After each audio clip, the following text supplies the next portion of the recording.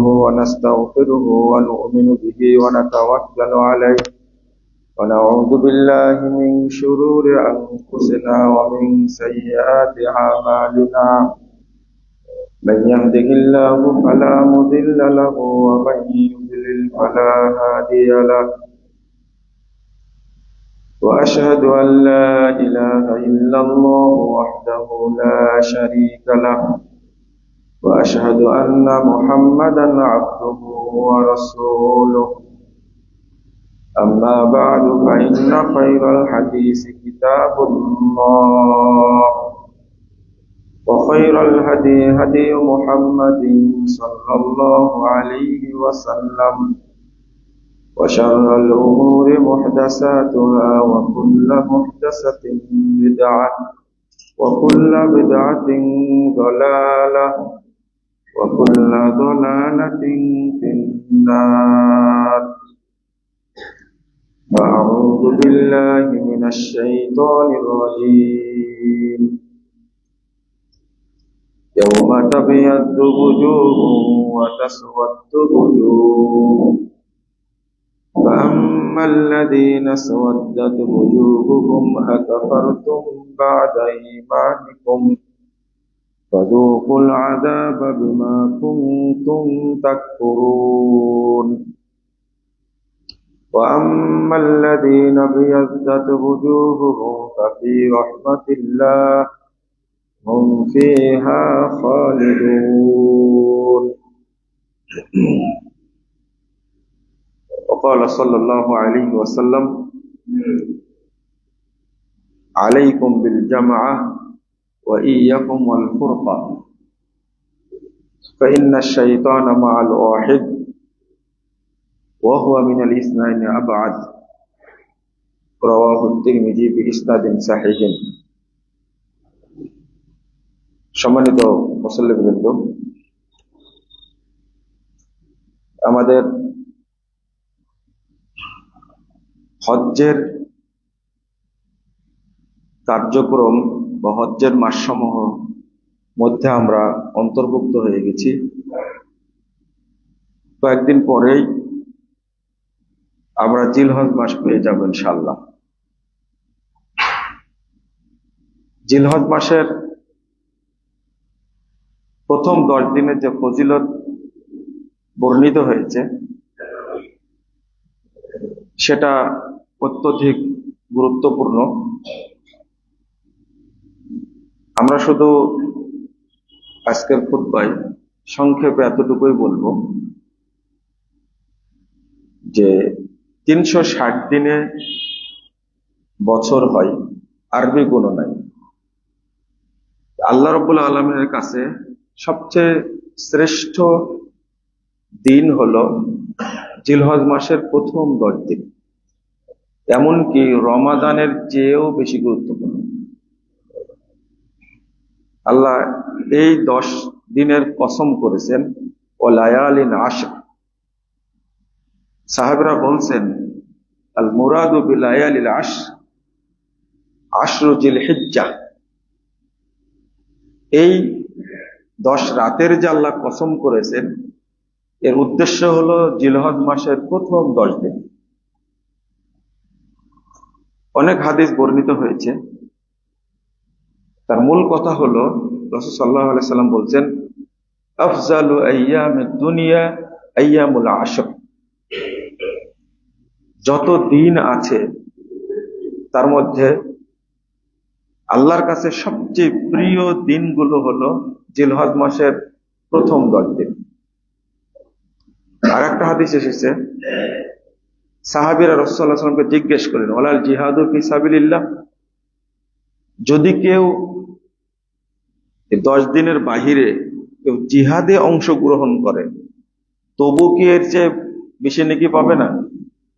রাসূল সাল্লাল্লাহু আলাইহি ওয়াসাল্লাম বলেছেন ওয়ালাল জিহাদু ফি সাবিলিল্লাহ, না, জিহাদে গেলেও এত সওয়াব পাবে না। ইল্লা রাজুলুন খারাজা বিনাফসিহি ওয়া মালিহি ফালাম ইয়ারজি বিশাইয়্যিন মিন যালিক, তবে হ্যাঁ, ওই ব্যক্তি নেকি পাবে এই সমপরিমাণ যে ব্যক্তি এই 10 দিনের বাহিরে জিহাদে অংশগ্রহণ করেছে, জিহাদে করতে গিয়ে সে শহীদ হয়েছে, এবং সে যে সম্পদ নিয়ে গেছিল, ঘোড়ায় উট নিয়ে গেছিল, সবই আল্লাহ রাস্তায় বিলিয়ে দিয়েছে, কোনো কিছুই ফিরে আসেনি। ওই ব্যক্তির নেকিটা জিলহজ মাসের প্রথম 10 দিনের নেকির মতো হবে। বোঝা যায় এটা রমাজানের চেয়েও বেশি গুরুত্বপূর্ণ।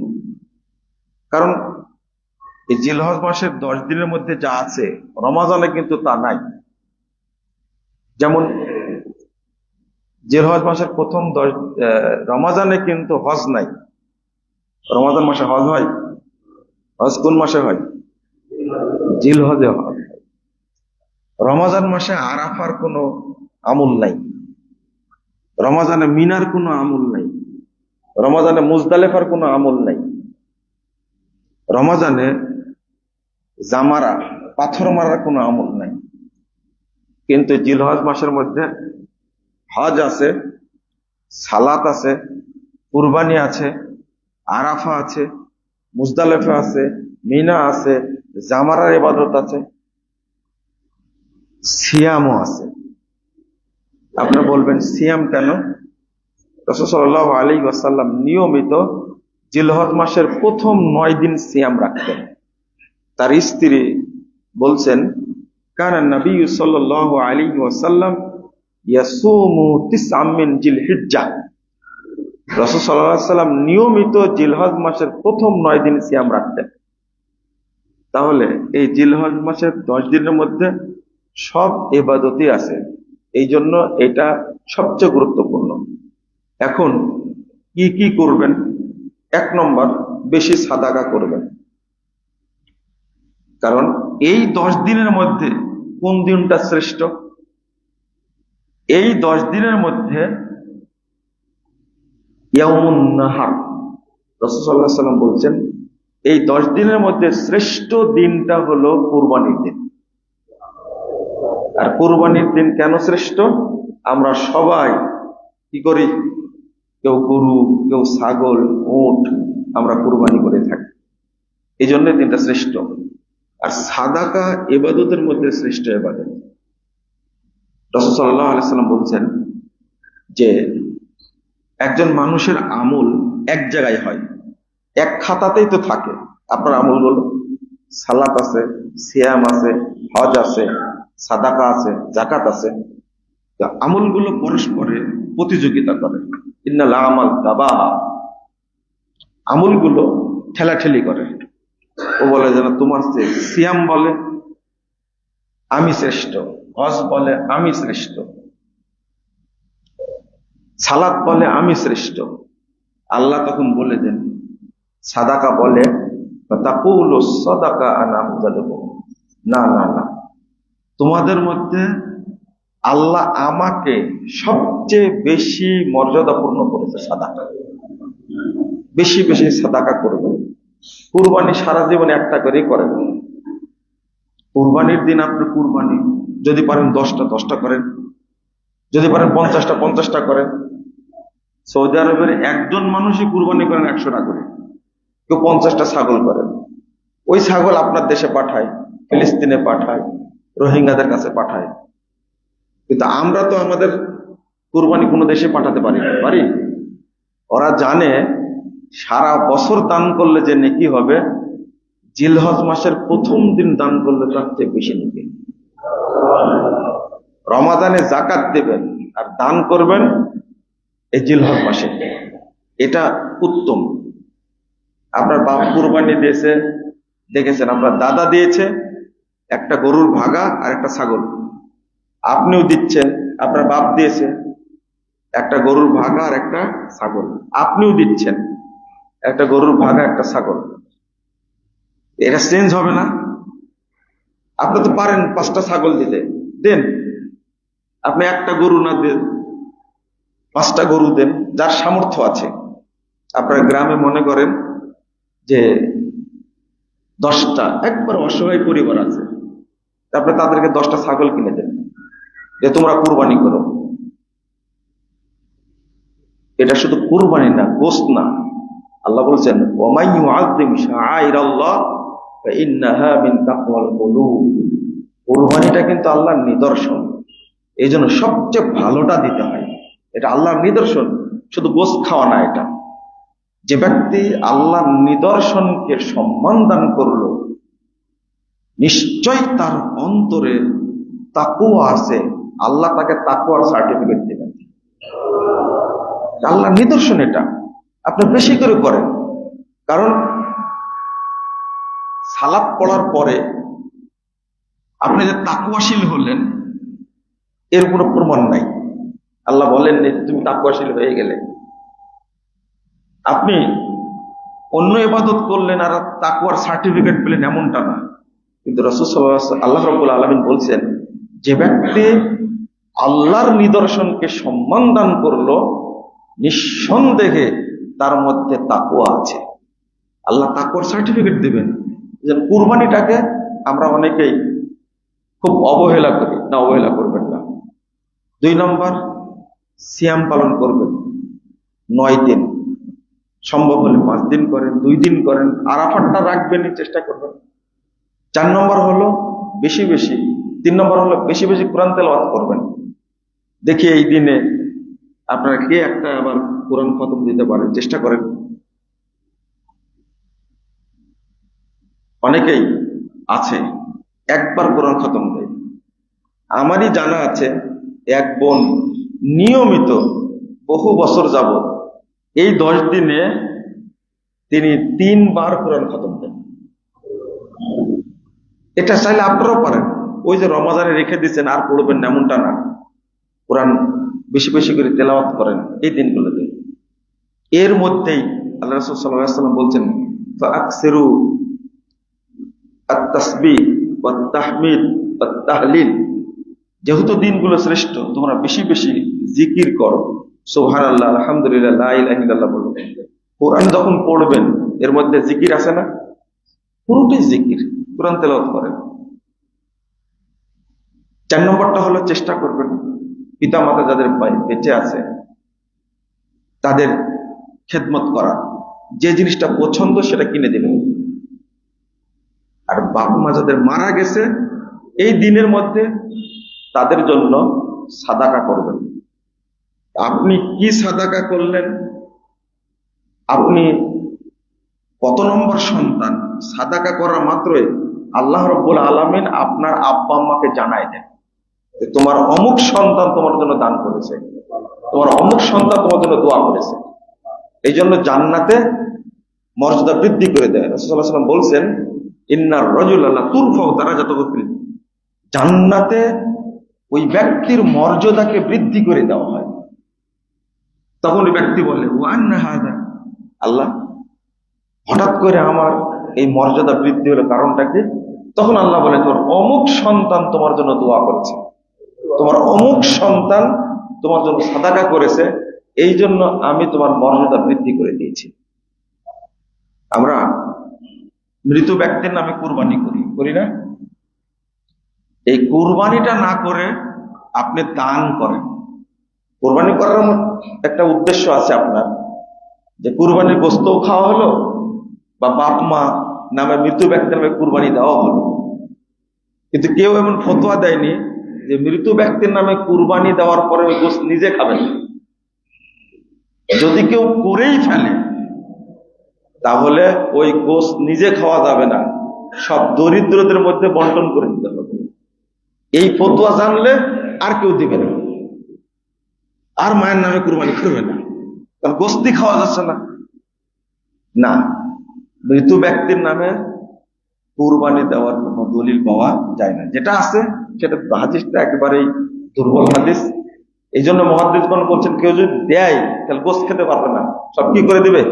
বন্টন করে দিবে। আপনি দিলেও নিজে খেতে পারবেন না, ফকিরদের মধ্যে দিয়ে দিতে হবে। দেখি এই মাসালা আপনারা সাবেত করেন, দেখি দুইটাই করেন। কুরবানি মৃত ব্যক্তির নামে করেন, আর গোশতটা কি করে দেন? বিতরণ করে দেন। দেখি পারা যায় কিনা। 2 মাসালায় একমত হতে হবে। আমি যে বিষয় আজকে আলোচনা করতে চেয়েছিলাম সেটা হলো ঐক্যবদ্ধ ভাবে দাওয়াতি কাজ করা বা ঐক্যের গুরুত্বের উপরে কথা বলতে চেয়েছিলাম। আপনারা একটু মনোযোগ দিয়ে শোনার চেষ্টা করবেন। এটা যে কত গুরুত্বপূর্ণ আমাদের অনেকের জানাই নাই।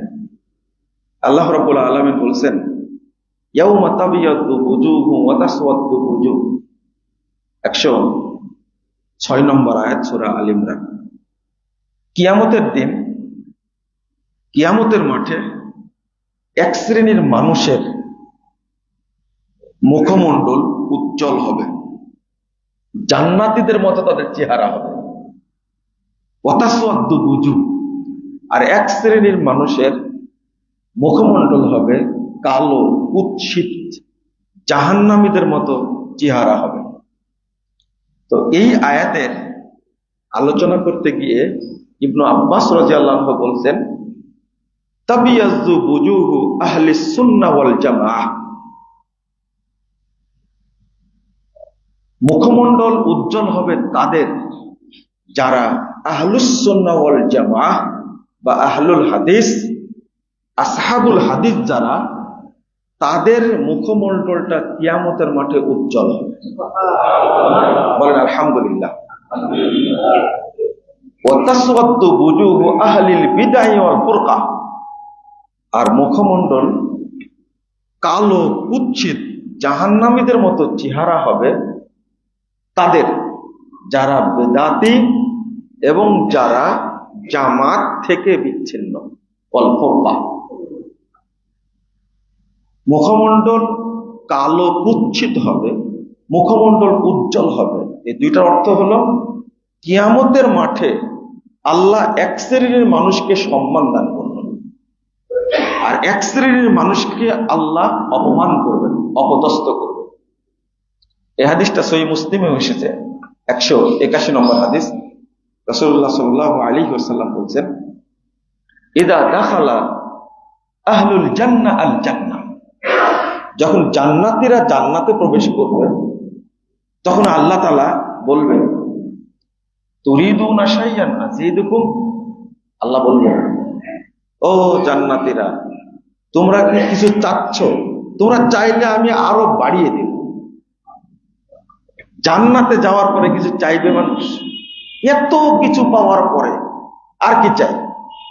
তখন জান্নাতীরা আল্লাহকে বলবেন, আলাম তুবাইয়িজ বুজুহানা, আপনি কি আমাদেরকে সম্মানিত করেননি? আমাদের মুখমণ্ডলটা উজ্জ্বল করেননি? ওয়াতুদখিলনাল জান্নাহ, আপনি কি আমাদেরকে জান্নাতে প্রবেশ করাননি? ওয়াতুনাজ্জিনা মিনান নার, আপনি কি আমাদেরকে জাহান্নাম থেকে মুক্ত করেননি? খেয়াল করেন ভাষাটা। জান্নাতীরা স্বীকার করবে যে আপনি তো আমাদেরকে সম্মান দান করেছেন, কিয়ামতের মাঠে মুখমণ্ডল উজ্জ্বল করেছেন, আপনি আমাদেরকে জান্নাত দিয়েছেন, আপনি আমাদেরকে জাহান্নাম থেকে মুক্ত করেছেন, আর কি চাই আপনার কাছে? রাসূল সাল্লাল্লাহু আলাইহি ওয়াসাল্লাম বলেন, ফায়াকশিফুল হিজাব, তখন আল্লাহ রাব্বুল আলামিন তার মাঝে এবং জান্নাতীদের মাঝে পর্দা, আল্লাহ পর্দাটা খুলে দিবেন। আল্লাহ রাসূল সাল্লাল্লাহু আলাইহি ওয়াসাল্লাম বলেন, ফামা উতু শাইয়ান আহাব্বা ইলাইহিম মিনান নাযারি ইলা রাব্বিহিম আযজা ওয়া জাল, জান্নাতীদেরকে যা কিছু দেওয়া হবে তার মধ্যে সবচেয়ে শ্রেষ্ঠ উপহার হলো আল্লাহ রাব্বুল আলামিনকে দেখা। আল্লাহ এত সুন্দর, আল্লাহ এত সুন্দর, এর চেয়ে বড় সাফল্য, বড় নিয়ামত আর কিছু নাই জান্নাতীদের জন্য। আল্লাহ বলছেন, ওয়া রিদওয়ানুম মিনাল্লাহি আকবার, এই আল্লাহর সাথে সাক্ষাৎটা, দেখাটা হলো বান্দার জন্য সবচেয়ে বড় নিয়ামত, সবচেয়ে বড় নিয়ামত। তো স্পষ্ট হলে এখানে আমাদের জান্নাতীরাও স্বীকার করবেন জান্নাতে যে আপনি আমাদেরকে কিয়ামতের মাঠে সম্মান দান করেছেন। কথা কি বোঝা গেল? আল্লাহ যে বললেন, ইয়াউমা তাবিয়াজ্জু বুজুহ ওয়া তাসওয়াদ্দু বুজুহ, যদি আমার মুখমণ্ডলটা কালো কুৎসিত হয় তাহলে দুইটা কারণ। 1 নম্বর কারণ আমি বেদাতি, আর 2 নম্বর কারণ আমি মুসলিম হওয়া সত্ত্বেও আমি জামাত থেকে বিচ্ছিন্ন ছিলাম। ওয়াল ফুরকান, জামাত থেকে কি বিচ্ছিন্ন ছিলাম। এখানে আল্লাহ দুই জায়গায় কুফরি শব্দ উল্লেখ করেছেন। ফাআম্মাল্লাযীনা আসওয়াদ্দাত ওয়ুজুহুহুম আকাফারতুম বা'দা ঈমানিকুম ফাযূকুল আযাবা বিমা কুনতুম তাকফুরুন। আল্লাহ বলছেন যাদের মুখমণ্ডল খুব কালো কুৎসিত, তাদেরকে বলছেন তোমরা ঈমান আনার পরে কুফরি করেছিলে। তাহলে মুসলিম উম্মাত জামাতবদ্ধ। মনে করেন আহলুল হাদিস যারা আছে, সালাফি আকীদার যারা আছে, তারা একটা জামাত, একটা ঐক্যবদ্ধ কাফেলা। তো যখন আপনি এটাকে ভেঙ্গে দিলেন, এইটাকে আল্লাহ কুফরি বলছেন। আল্লাহ বলছেন ফাযূকুল আযাবা বিমা কুনতুম তাকফুরুন, যেমন তোমরা কুফরি করেছো তেমনি তার শাস্তি ভোগ করো। তাহলে দুইটা কথা আসলো, একই আয়াতে কুফরির কথা বললেন দুইবার। একদিকে সুন্নাহ পাওয়া গেলে বেদাতের সাথে আপোষ করা যাবে না। দুই নম্বর হলো যদি আমি ঐক্যবদ্ধ থাকি এখান থেকে বিচ্ছিন্ন হওয়া যাবে না। আমরা একটা আয়াতের অনুবাদ করি, ওয়াতাসিমু বিহাবলিল্লাহি জামিআও ওয়ালা তাফাররাকু, বলি না?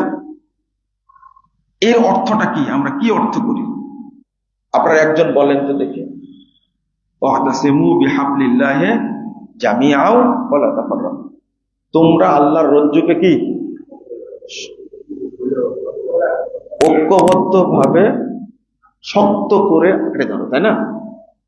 তো ওসমান রাদিয়াল্লাহু আনহু অনুবাদ করছেন আয়াতে, ইলজামু জামাতাকুম, তোমরা তোমাদের ঐক্যকে শক্ত করে ধরে রাখো। হাবলুল্লাহ মানে আল জামাআহ, হাবলুল্লাহ মানে ঐক্য। লা তাসিরু আহজাবা, তোমরা দলে দলে বিচ্ছিন্ন হইও না, বিভক্ত হইও না। তাহলে উসমান রাদিয়াল্লাহু আনহুর অর্থটা বেশি ভালো না আমার আপনার অর্থটা বেশি ভালো? ওসমান রাদিয়াল্লাহু আনহু বুঝেছেন এটা ইলজামু জামাতাকুম, তোমাদের ঐক্যকে দৃঢ় রাখো, এবং লা তাসিরু আহজাবা, দলে দলে বিভক্ত হইও না। তো ওসমান রাদিয়াল্লাহু আনহু আয়াতের অর্থটা বুঝেছেন। যেমন এই 2 দিন থেকে আলোচনা চলছে যে আমরা সবাই ঐক্যবদ্ধ থাকি, বলছে না? এই যে ছাত্ররা জীবন দিয়ে বলছে যে আমরা দেশটাকে নতুন ভাবে 24-এর স্বাধীনতা আনলাম, তারা এখন বলছে আমরা কি থাকি, সবাই ঐক্যবদ্ধ থাকি। হঠাৎ করে শোনা যাচ্ছে ডক্টর ইউনূস সাহেব পদত্যাগ করতে পারেন, তখন এই দেশের কি হবে? নানা ঘটনা ঘটছে না? ঐক্যের গুরুত্ব সব জায়গাতে আছে, সব জায়গাতে আছে।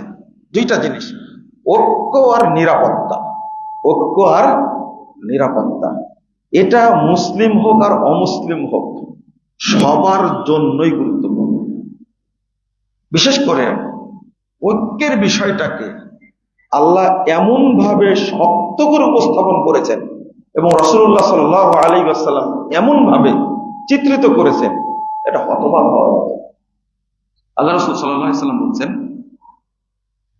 সহিহ মুসলিম 1851 এবং 1852 নম্বর হাদিস, সাতাকুনু হানাতুন ওয়া হানাত। আল্লাহ রাসূল সাল্লাল্লাহু আলাইহি ওয়াসাল্লাম বলছেন, দেখো খুব তাড়াতাড়ি আমার উম্মতের মধ্যে এইটা নিয়ে বিভক্তি, ওইটা নিয়ে সমস্যা, ওইটা নিয়ে ইখতিলাফ হতেই থাকবে। ফামান আরাদা আইয়ুফাররিকা আমরা হাদিহিল উম্মাহ ওয়া হিয়া জামি। আল্লাহ রাসূল সাল্লাল্লাহু আলাইহি ওয়াসাল্লাম বলছেন, যে ব্যক্তি চেষ্টা করবে, ইচ্ছা করবে যে ঐক্যবদ্ধ একটা কাফেলাকে ভেঙ্গে দিবে, খালি চেষ্টা করা, কথা কি বুঝতে পারলেন? চেষ্টা, ইচ্ছা করছে, ভাঙ্গেনি এখনো, চেষ্টা করছে। যদি তোমরা বুঝতে পারো এরকম চেষ্টা কেউ করছে, ফাজরিবুহু বিসাইফ কাইনান মান কান, তাকে তোমরা তরবারি দিয়ে আঘাত করো, ওই ব্যক্তি যে পর্যায়েরই হোক না কেন। যত বড়ই হোক না কেন। আমরা একটু বিশৃঙ্খলা হলে কি করি? বহিষ্কার করি, তাই না? বিশৃঙ্খলা হলে কি করি? বহিষ্কার করি। অথচ রাসূল সাল্লাল্লাহু আলাইহি ওয়াসাল্লাম বলে গেছেন বহিষ্কার না, ওকে পিঠে তরবারি দ্বারা কি করতে হবে? আঘাত করতে হবে। আর সহিহ বুখারীর হাদিসটা হলো ফাকতুলুহু কাইনান মান কান, তাকে হত্যা করো ও যে পর্যায়েরই হোক না কেন। তাহলে শুধু চেষ্টা করা না, তাহলে যে ব্যক্তি বিচ্ছিন্ন হয়ে যাবে তার অবস্থাটা কি হবে? রাসূল সাল্লাল্লাহু আলাইহি ওয়াসাল্লাম বলছেন, এই হাদিসটা আছে তিরমিজির মধ্যে 2165 নম্বর হাদিস, আলাইকুম বিল জামাআহ, তোমরা সর্বদা ঐক্যবদ্ধ থাকবে, এটা তোমাদের উপরে ফরজ। ওয়া ইয়াকুম ওয়াল ফুরকা, আর বিভক্তি থেকে অনেক দূরে থাকবে। ফা ইন্নাশ শাইতানা মাআল ওয়াহিদ, কারণ শয়তান একজনের সাথে থাকে। ওয়া হুয়া মিনাল ইসনাইনি আবাদ, তবে আর শয়তান দুইজন থেকে অনেক দূরে থাকে। যেখানে দুইজন থাকে সেখানে শয়তান থাকে না। একজন থাকে যেখানে, বিচ্ছিন্ন হলে তার সাথী হয়ে যাবে কে? শয়তান। স্পষ্ট। এই জন্য এর পরের এবারটা হলো মান আরাদা বুহুহাতাল জান্নাহ ফালিয়ালজিমুল জামাআহ, যে ব্যক্তি জান্নাতের মাঝখানে থাকতে চায় সে ব্যক্তি যেন ঐক্যকে, জামাতকে আঁকড়ে ধরে। জান্নাতের মাঝখানে, তাহলে যে ব্যক্তি জান্নাতের মাঝখানে থাকতে চায়, সন্দেহ নাই যে ও জান্নাত থেকে দূরে থাকবে, এক সাইডে থাকবে, জাহান্নামের তাপ লাগবে, এই সম্ভাবনা যে মনে করে, সে যেন জামাতের সাথেই থাকে, ঐক্যের সাথেই থাকে। শয়তানের সাথে থাকে। শয়তান কি করে? নাসাইয়ের মধ্যে একটা হাদিস আসছে 4020 নম্বর হাদিস, রাসূল সাল্লাল্লাহু আলাইহি ওয়াসাল্লাম বলছেন, ইন্নাশ শাইতানা মা মান ফারাকাল জামাআহ ইয়ারকুজ, শয়তান ওই ব্যক্তির সাথে থাকে যে ব্যক্তি জামাতকে বিচ্ছিন্ন করে। কি করে? ইয়ারকুজ, শয়তান ওর পিছনে লাথি মারতে থাকে, লাথি মারতে মারতে মারতে মারতে দূরে নিয়ে চলে যায়। তো কোথায় নিয়ে যায় শয়তান? দূরে কোন জায়গায় নিয়ে যায়? 392 নম্বর হাদিস মুসনাদ আহমদের মধ্যে এসেছে, রাসূল সাল্লাল্লাহু আলাইহি ওয়াসাল্লাম বলছেন, মান শাজ্জা শাজ্জা ফিন্নার, ওই ব্যক্তি, যে ব্যক্তি জামাত থেকে বেরিয়ে গেল, ওই ব্যক্তি জাহান্নামে নিক্ষিপ্ত হলো। মানে শয়তান তার পিছনে লাথি দিতে কোথায় ফেলে দেয়? জাহান্নামে ফেলে দেয়। এটা রাসূল সাল্লাল্লাহু আলাইহি ওয়াসাল্লাম বুঝায়া বললেন। শুধু এটা না, আপনি যদি শুধু জামাতে সালাত আদায় না করেন, কোথায়? এইটা সাময়িক জামাত। কয়বার আমরা জামাত করি? কয়বার? 5 বার। এই জামাতেই যদি শুধু না আসেন, মা মিন আহাদিন মিন ক্বরিয়াতিন আও বাদবিন ওয়ালা তুকামু ফি সালাত মা মিন সালাসাতিন ক্বরিয়াতিন আও ওয়ালা বাদবিন লা তুকামু ফিহা সালাত। রাসূল সাল্লাল্লাহু আলাইহি ওয়াসাল্লাম বলছেন, কোন গ্রামে, কোন জঙ্গলে 3 জন লোক থাকে। কয়জন? 3 জন লোক থাকে কোন জঙ্গলে, কিন্তু তারা জামাত করে না। কি করে না? জামাত করে না। 3 জন লোক আছে, জামাত করে না। ইস্তাহওয়াদা আলাইহিমুশ শাইতান, চুপ না, এভাবে কথা বলতে হবে না, এটা ভদ্রতা আছে। কি বলছিলাম? কি বলছিলাম?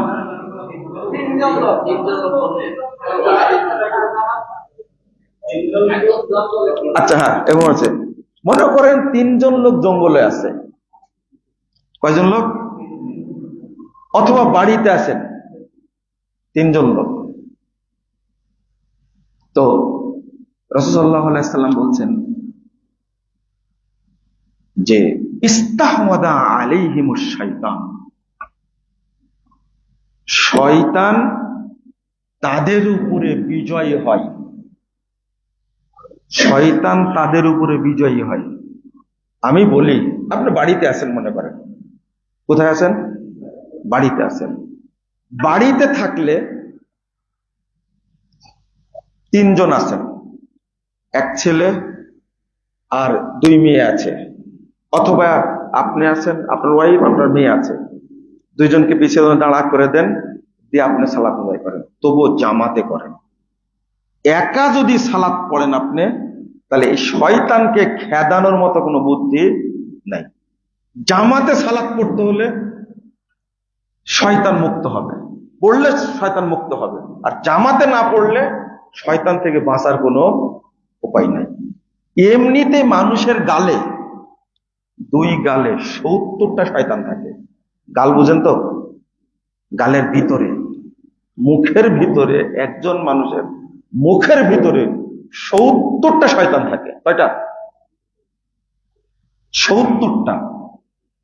একটা শয়তানের সাথে পারেন না আপনি, 70টার সাথে কিভাবে পারবেন? বুঝেননি কথা? 70টা শয়তান থাকে। তো আপনি যখন জামাতে সালাত না পড়ছেন, তাহলে আপনাকে কিসে গ্রেফতার করবে? শয়তানে গ্রেফতার করবে। আমি শুধু জামাতের কথা বললাম।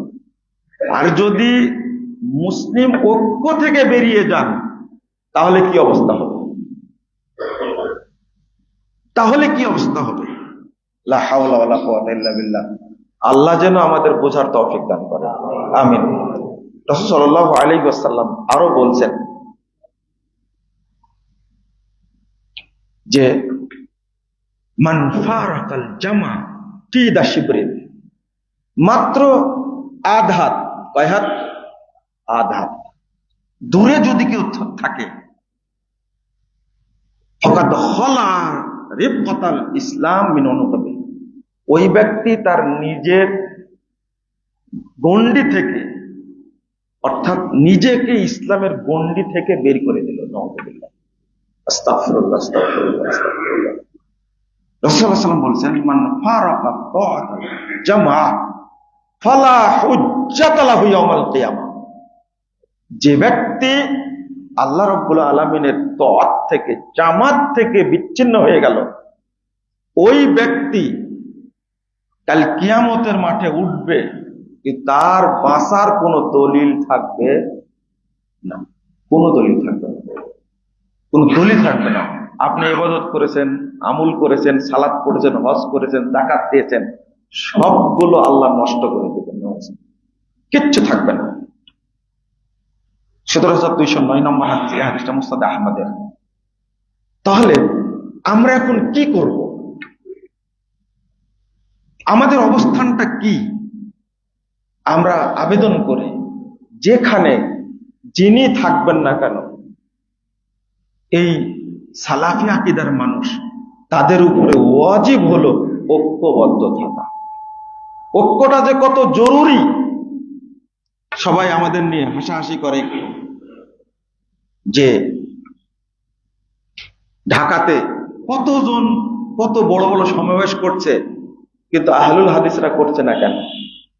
আমরা যদি সবাই মিলে ঐক্যবদ্ধ থেকে, কোথাও না, শহরের উদ্যানে যদি একটা প্রোগ্রাম করতে পারতাম, তাহলে অনেক ভালো হতো না? কিন্তু আমরা কি পারবো? মনে হয় ওই একদিন কি আসবে? আপনারা কি দোয়া করেন যে আল্লাহ তুমি আমাদেরকে ঐক্যবদ্ধ করে দাও? দোয়া করেন আপনারা? হ্যাঁ, দোয়া করেন।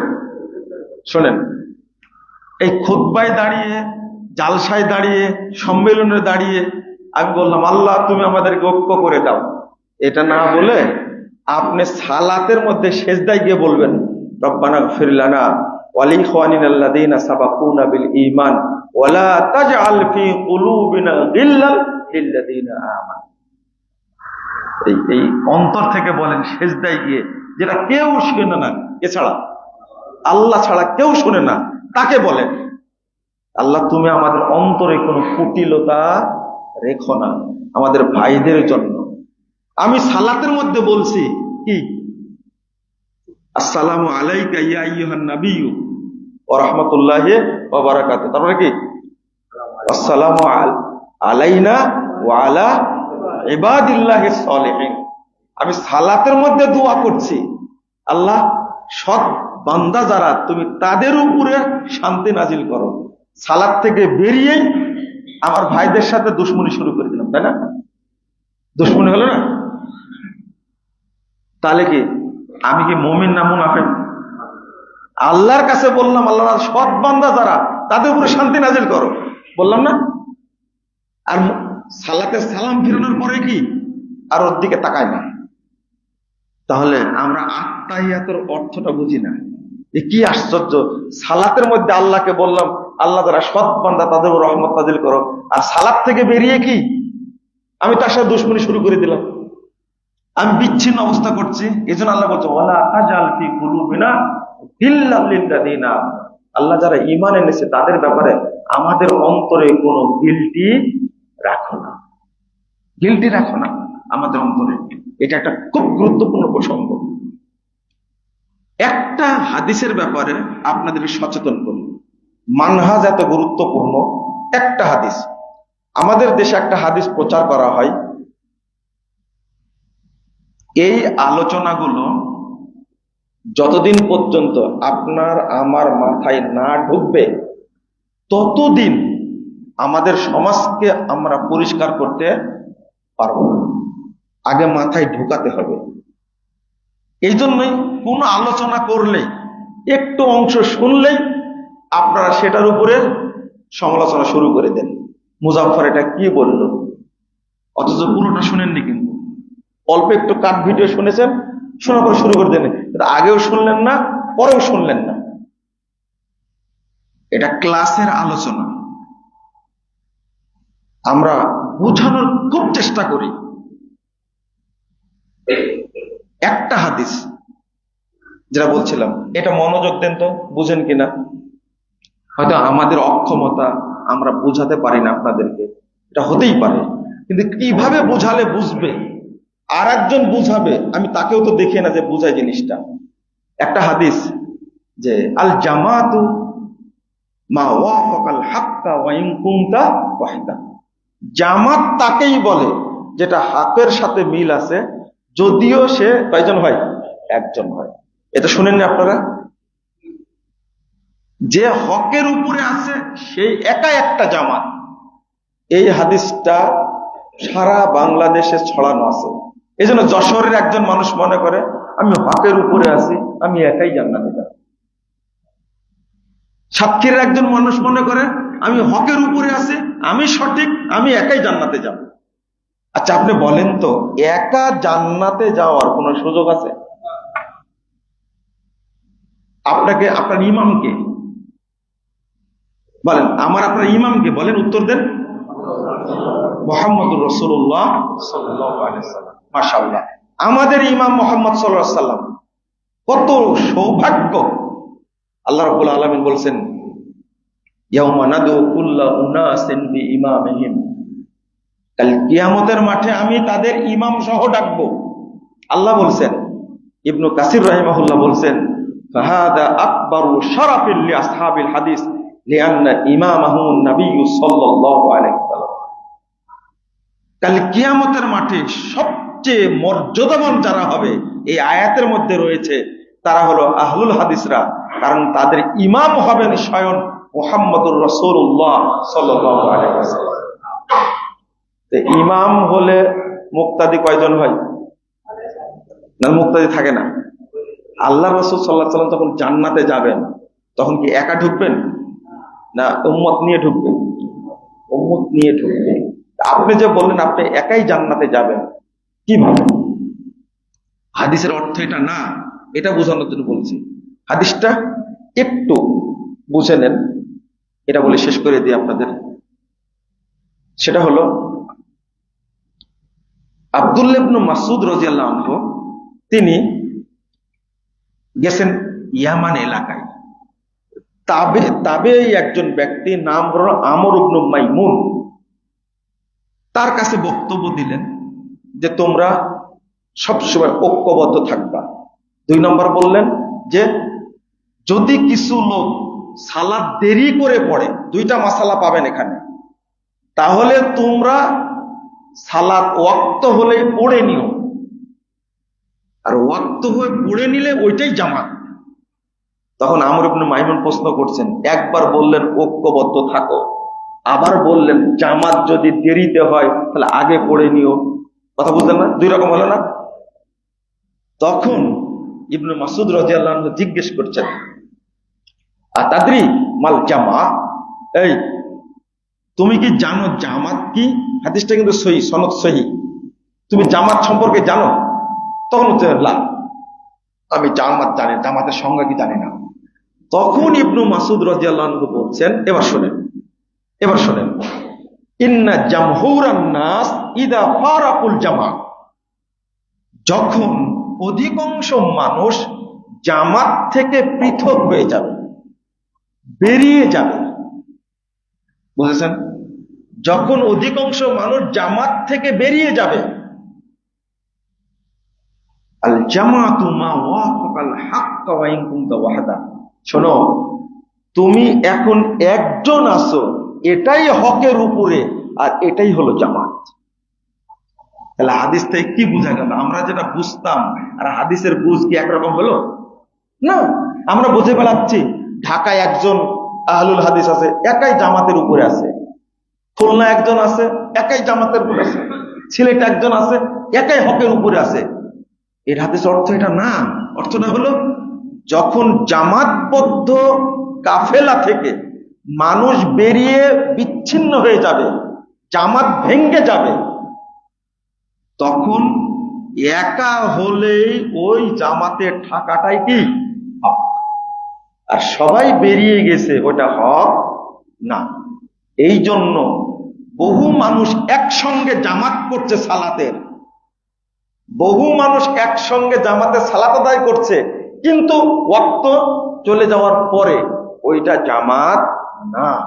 একা যিনি পড়ছেন আউয়াল ওয়াক্তে, সেটাই কি জামাত। বুঝাতে পেরেছি কি? ইমাম নুআইম ইবনে হাম্মাদ রাহিমাহুল্লাহ তিনি বলছেন, ইদা ফাসাদাতিল জামা, আমার কথা নেন না, এবার ইমাম নুআইম ইবনে হাম্মাদের কথা নেন। তিনি বলছেন, ইদা ফাসাদাতিল জামা, যখন তুমি দেখবা যে জামাত ভেঙ্গে যাচ্ছে, জামাত থেকে সব চলে যাচ্ছে, ফাআলাইকা বিমা কানাত আলাইহিল জামা, তো তোমার উপরে আবশ্যক হলো ক্বাবলা আন তাফসুদা, যেভাবে জামাত আছে ওইভাবেই থাক, তোমার মাধ্যমে শেষ হোক প্রয়োজনে, তুমি বেরিয়ে যাও। ওয়ান্তা হিনাইদিনাল জামা, এখন তুমি একা আসো, এই একাই হলো কি জামাত। আমি কি বোঝাতে পেরেছি আপনাদেরকে? এর হাদিসের মূল উদ্দেশ্য ছিল জামাতবদ্ধভাবে যেন জীবনযাপন করি আমরা। কিভাবে? জামাতবদ্ধ।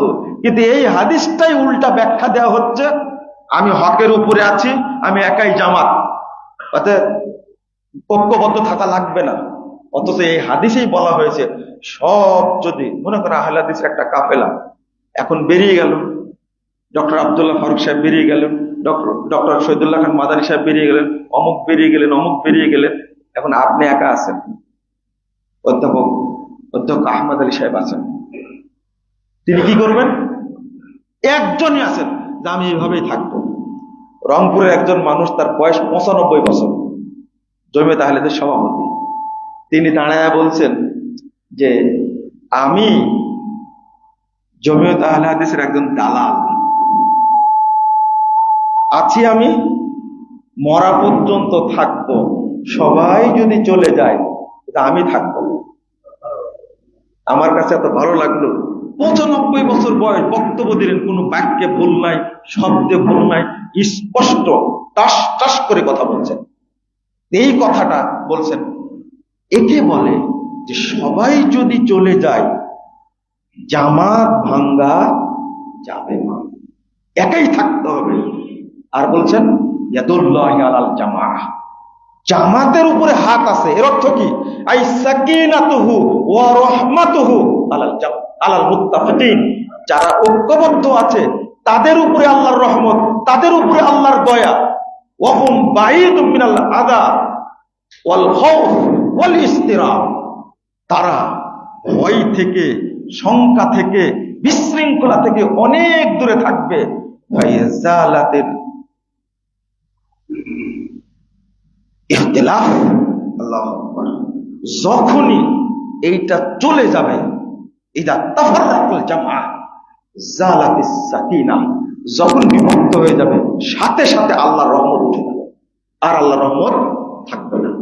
আল্লাহ যেন আমাদের বোঝার তৌফিক দান করেন, আমিন।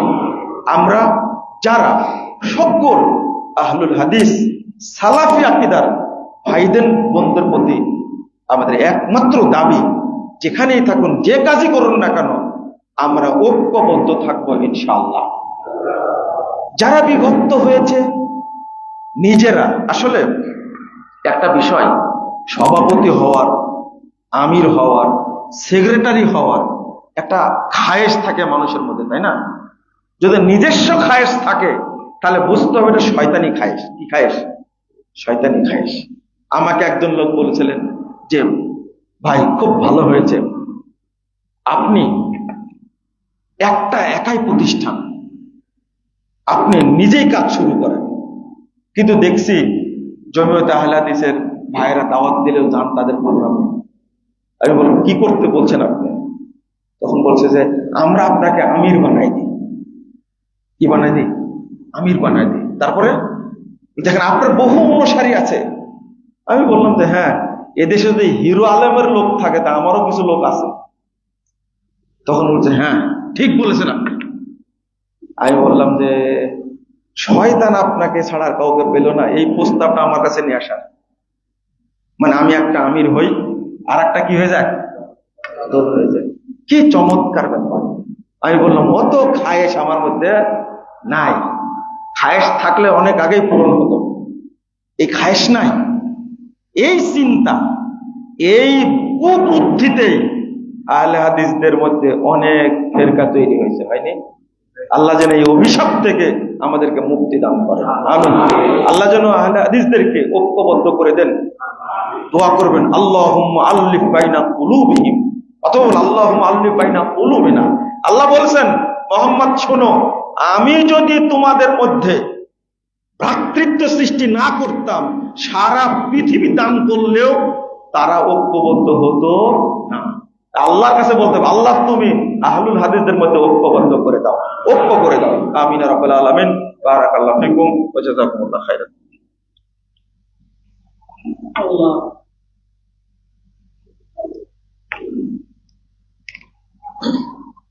আলহামদুলিল্লাহ ওয়াহদা ওয়াসসালাতু ওয়াসসালামু আলা মান লা নাবিয়্যা বা'দা। আল্লাহুম্মা সাল্লি আলা মুহাম্মাদ ওয়া আলা আলি মুহাম্মাদ কামা সাল্লাইতা আলা ইব্রাহিম ওয়া আলা আলি ইব্রাহিম ইন্নাকা হামিদুম মাজিদ। আল্লাহুম্মা বারিক আলা মুহাম্মাদ ওয়া আলা আলি মুহাম্মাদ কামা বারাকতা আলা ইব্রাহিম ওয়া আলা আলি ইব্রাহিম ইন্নাকা হামিদুম মাজিদ।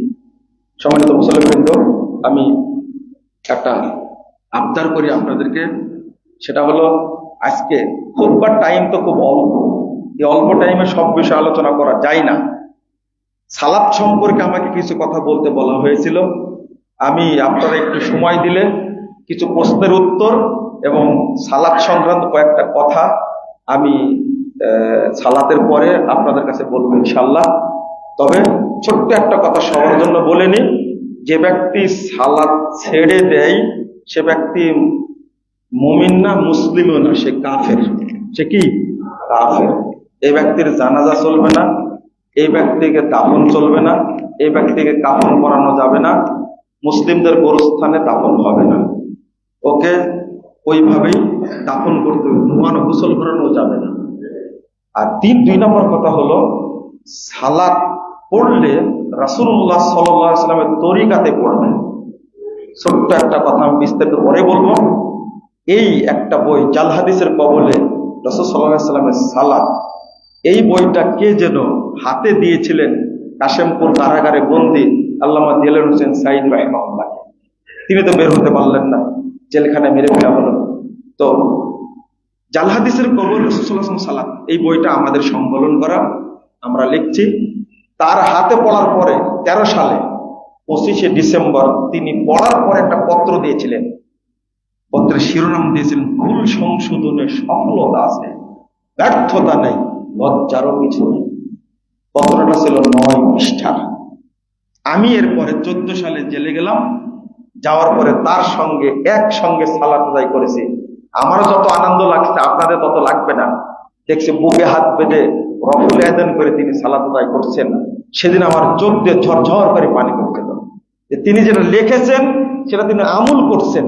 আমি আর সালাউদ্দিন কাদের সাহেব মুক্তাদি, আর তিনি হলেন ইমাম।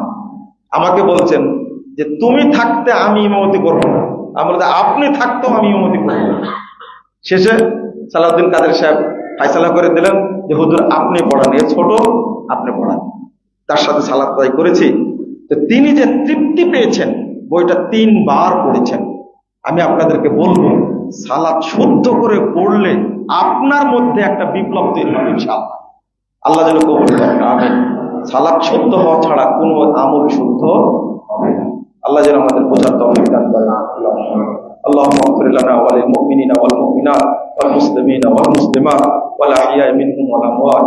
اللهم أعز الإسلام والمسلمين، اللهم أعز الإسلام والمسلمين، اللهم انصر من نصر دين محمد صلى الله عليه وسلم واجعلنا منهم، واخذل من خذل دين محمد صلى الله عليه وسلم ولا تجعلنا منهم.